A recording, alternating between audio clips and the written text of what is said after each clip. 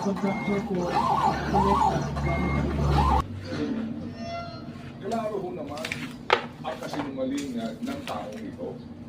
Subalit hindi pa rin siya pinatawag ng contempt ng Kamara ng Representante. Mahigit 10 para bayaran ng pamahalaan ang mga kakonsyaba nilang kontratista. Nang dumating doon, nakita ko nga po, nag-picture po ng mga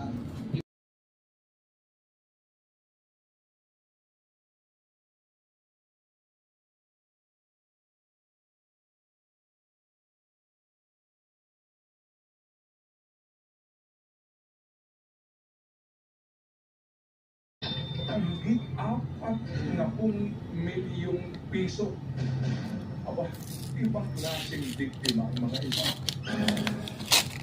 Ang sinungaling nga raw, tawag ito para magsimula ang due process. Hindi rin sila maaaring agad-agad damputin o ikulong. Due process. Ang Senado at ang Kamara ay may kanya-kanyang investigasyon sa kaisipan ng ilang mga nagpapamasid. May kanya-kanya ring agenda ang mga ito. Sa panig ng Senado, ang pagpapalit ng liderato ay nagbibigay daan sa pag-aayos ng direksyon.